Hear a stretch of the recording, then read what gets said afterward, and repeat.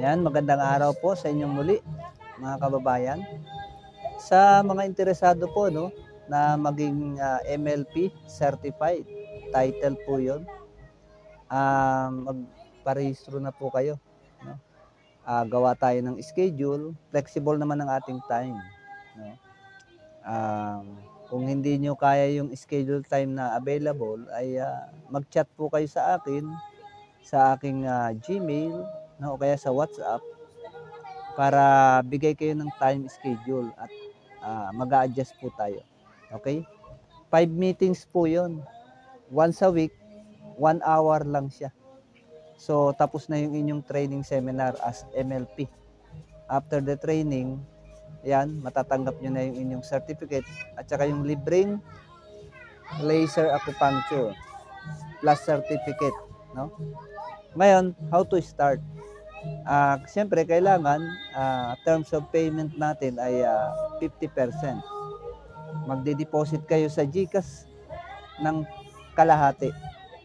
Yung kabuuan po, discounted ay 10,800 yung training fee. So, yung kalahati nun ay 5,400 pesos. Pag naipadala nyo sa GCash, no, isi-send po ninyo yung inyong slip sa aking Gmail. Sa Gmail ko po. Ngayon, gagawa tayo ng schedule, mag-start na tayo ng training.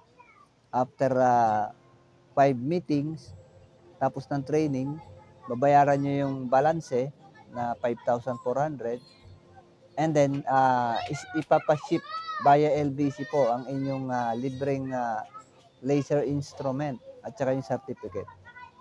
Yun po, tapos pwede na kayong gumamit. And then, kung may mga question pa kayo, libre na po yung consultation. Naka-monitor po kami, naka-hook up para kayo ay i-train through question. Kung meron kayong i-clarify sa inyong practice gamit yung laser acupuncture.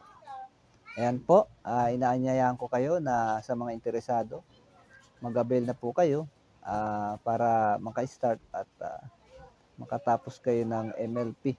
Magkaroon kayo ng dagdag na titulo as a medical laser practitioner sa Pilipinas gamit ang makabagong teknolohiya, ang JBL laser acupuncture device.